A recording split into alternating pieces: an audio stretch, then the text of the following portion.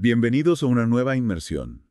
Hoy vamos a ahondar en el mundo del adventismo a principios del siglo XX. Un viaje fascinante. Sí, para conocer a un personaje, digamos, bastante singular. Charles T. Everson. Un nombre que quizás no sea familiar para todos. Exacto. Pero como veremos, Everson fue un pionero en la evangelización, sobre todo a la hora de llegar a la gente en las grandes ciudades. Un verdadero innovador en su época. Totalmente. Y para guiarnos en este viaje nos basaremos en el libro Innovar y Predicar. Charles Everson y la evangelización adventista metropolitana. Escrito por Edgardo de Livorno. Exacto. Una obra que no solo se basa en relatos históricos, sino también en artículos del propio Everson. Increíble. Una visión de primera mano. Justamente. A través de sus propias palabras, podemos comprender mejor sus métodos y experiencias. Y cómo esos métodos dieron forma a la evangelización adventista. Exactamente. Prepárense para descubrir un mundo de campañas, en tiendas de campaña, letreros eléctricos llamativos y hasta una incursión en la vibrante ciudad de Roma. Suena emocionante. Estoy listo para sumergirme. Perfecto. Empecemos entonces. ¿Qué les parece si primero exploramos un poco la vida temprana de Everson? Me parece bien. ¿De dónde venía? ¿Cuáles fueron sus influencias? Bueno, Everson nació en Chicago y se educó en las universidades Northwestern y de Chicago. ¿Una sólida formación académica? Sin duda. Pero aquí viene lo interesante. A pesar de su formación académica, Everson sintió un llamado irresistible hacia la obra evangelística. Eso es curioso. Dejar la academia por la evangelización sugiere una fuerte convicción. Totalmente. Una convicción que, como veremos, lo impulsó a lo largo de toda su carrera. Interesante. ¿Y cómo se manifestó esa convicción en sus primeros años de ministerio? Bueno, Everson no perdió tiempo. A principios del siglo XX ya estaba organizando dinámicas campañas de evangelización en tiendas de campaña y nada menos que en la ciudad de Nueva York. Nueva York a principios del siglo XX. Eso sí que era un campo misionero desafiante. Imagínate. Multitudes agitadas, jóvenes obstinados y viciosos, según las propias palabras de Everson, e incluso interrupciones constantes de quienes se oponían a su mensaje. Vaya, no era para los débiles de corazón. Para nada. Pero Everson no se amedrentó. De hecho, abrazó los desafíos de la vida urbana y utilizó métodos innovadores para llevar a la gente. ¿Qué tipo de métodos? Me intriga saber cómo se adaptó a ese entorno tan particular. Pues Everson fue un pionero en el uso de la publicidad y los medios de comunicación para difundir el mensaje adventista. Ajá. Un precursor del marketing moderno, podríamos decir. Exactamente. Por ejemplo, utilizaba letreros eléctricos gigantes con frases llamativas como aquí, vengo pronto». Eso sí que llama la atención. Sin duda. También inundaba la ciudad con anuncios en periódicos, carteles en las ventanas y circulares. Cubría todas las bases. Así es. Y su enfoque no se limitaba solo a atraer a la gente a sus reuniones. Everson también era muy estratégico a la hora de identificar a su público objetivo. Entiendo. ¿A quién se dirigía específicamente? Bueno, se centraba especialmente en llegar a los hombres y a los líderes de la comunidad. Qué interesante. ¿Por qué ese enfoque? Everson creía que al influir en los hombres y las figuras de autoridad, el mensaje se extendería de forma natural al resto de la sociedad. Una estrategia astuta. Muy astuta. Y de hecho tuvo bastante éxito. Hay un relato de un pastor que comentaba que todo el mundo, hablaba de las reuniones de Everson. ¡Wow! Eso sí que es impacto. Sin duda, Everson se había convertido en la comidilla de la ciudad. Un verdadero fenómeno. Exactamente. Pero la historia no termina ahí. Everson no se conformó con conquistar Nueva York. ¿A dónde se dirigió después? Amplió su campo de acción. Mucho más que eso. Su siguiente destino fue nada más y nada menos que Roma. Roma, el corazón del catolicismo. Eso sí que es audaz. Lo sé, ¿verdad? Everson se propuso llevar al adventismo a la mismísima sombra del Vaticano. Un desafío monumental. Imagínate, trabajar en un entorno dominado por la Iglesia Católica, donde incluso encontrar un lugar para alquilar para los cultos protestantes era una odisea. Debió enfrentar obstáculos considerables. Sin duda. Pero como siempre, Everson encontró formas creativas de superar las dificultades. Me encantaría saber más sobre su experiencia en Roma. Claro. Pero antes, me gustaría destacar un aspecto crucial de su ministerio que se hizo evidente tanto en Nueva York como en Roma. Everson ponía un gran énfasis en la Biblia. ¿En qué sentido? Everson creía firmemente en la autoridad de la Biblia y basaba todas sus enseñanzas en las Escrituras. Un enfoque bastante tradicional. Sí, pero en aquel contexto, este enfoque directo de la Biblia resultaba novedoso, especialmente para aquellos que estaban acostumbrados a la tradición y a la autoridad de la Iglesia Católica. Entiendo. Era un contraste con la forma en que se solía enseñar la religión. Exactamente.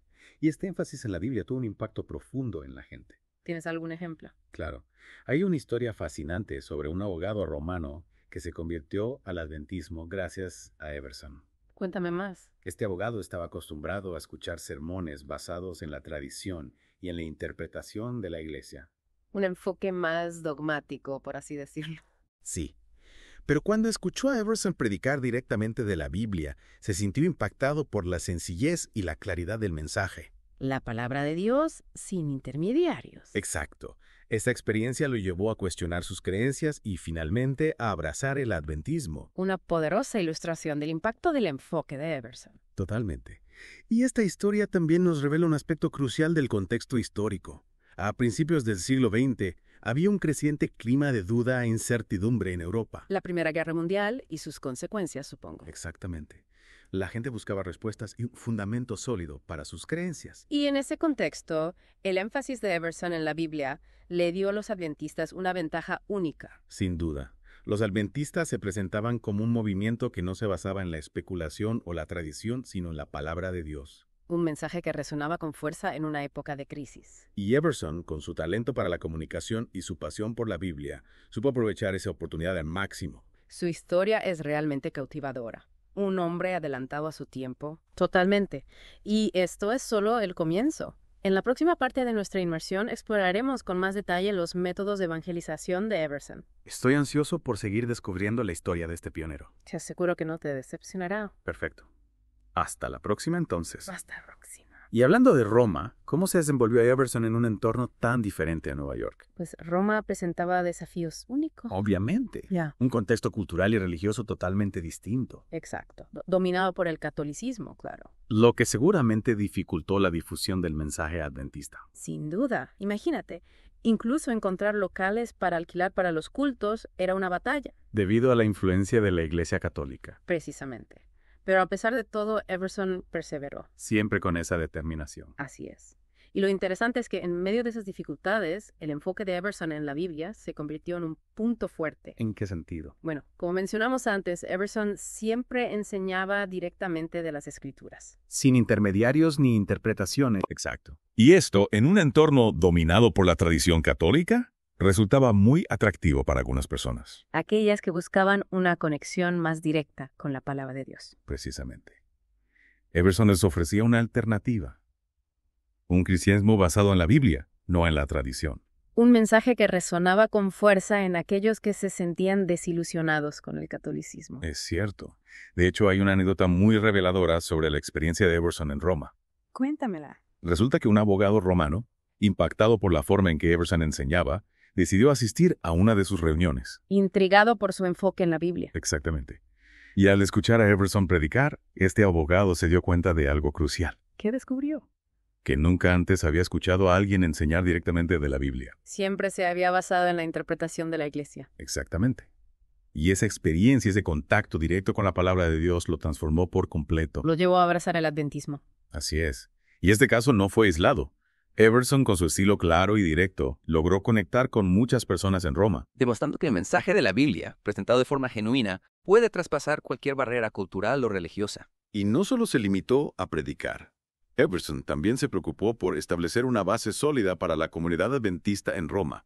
¿Tomó alguna iniciativa en particular? Sí, de hecho, se esforzó por establecer una escuela adventista autosuficiente. Qué interesante. ¿Con qué objetivo? Bueno, Everson veía la educación como un pilar fundamental para el crecimiento de la iglesia. ¿Un semillero de futuros líderes y miembros? Exacto. Y en un entorno donde la educación estaba fuertemente controlada por la Iglesia Católica, tener una escuela propia era crucial para formar a las nuevas generaciones en la fe adventista. Una estrategia a largo plazo para afianzar la presencia adventista en Roma. Sin duda. Pero hablemos ahora de algo que me ha fascinado de Everson. Sus métodos de evangelización. Ahí es donde realmente brillaba. Totalmente. Everson tenía una habilidad especial para conectar con la gente y llevarlos a tomar decisiones. Decisiones en favor de Cristo, por supuesto. Exactamente. Él creía firmemente en la importancia de ganar decisiones para Cristo. No se conformaba con simplemente predicar, quería ver resultados concretos. Así es. Y para lograr esto, utilizaba una serie de técnicas muy efectivas. Me encantaría conocer algunos ejemplos. Por ejemplo, una de sus estrategias era fusionar sus sermones con la oración. Creando un ambiente más íntimo y personal. Exacto. De esta manera, el sermón no se sentía como una conferencia fría y distante, sino con una conversación sincera con Dios, Y al final de la oración, Everson hacía un llamado directo a la audiencia. invitándolos a tomar una decisión en ese mismo momento. Un llamado a la acción, por así decirlo. Exactamente. Everson entendía la importancia de la inmediatez, de no dejar que el fervor del momento se desvaneciera. Y esa técnica le funcionaba muy bien. Sin duda. Everson era un maestro a la hora de crear un clima de expectación y emoción en sus reuniones. Y no solo se basaba en la emoción, también era un gran conocedor de la Biblia. Por supuesto. Everson utilizaba las escrituras de una forma magistral. ¿Tienes algún ejemplo? Claro. Por ejemplo, al abordar el tema del sábado, Everson no se perdía en argumentos complejos. Iba directo al grano. Exacto. Se centraba en la simplicidad del mandato bíblico, presentando el sábado como un día de reposo y adoración establecido por Dios. Un mensaje claro y conciso. Y luego desafiaba a su audiencia a tomar una decisión. Obedecerían el mandato divino o seguirían sus propias inclinaciones, apelando a su conciencia y a su sentido de responsabilidad. Así es. Emerson no se andaba con rodeos. Planteaba la cuestión de frente y les instaba a actuar. Y esa franqueza, esa claridad era parte de su éxito. Sin duda. La gente se sentía interpelada por sus palabras. Y no solo eso. Everson también era muy hábil a la hora de utilizar historias bíblicas para ilustrar sus puntos. Ah, sí. Sus sermones estaban llenos de ejemplos vívidos y memorables. ¿Recuerdas alguna historia en particular? Pues una que me llamó la atención fue la historia de Jonás. El profeta que intentó huir de Dios. Exactamente. Everson utilizaba esta historia para hablar sobre las consecuencias de la desobediencia y para mostrar que, tarde o temprano, todos debemos rendir cuentas a Dios. Así es. Everson no se limitaba a presentar la historia de Jonás como un simple relato del pasado. La conectaba con la vida de sus oyentes. Exacto. Les hacía ver que ellos también podían estar huyendo de la voluntad de Dios. Y que la única salida era arrepentirse y obedecer. Y no solo Jonás. Everson también utilizaba otras historias como la de Pilato o la de la mujer de Lot. Para ilustrar diferentes aspectos de la vida cristiana. Exactamente.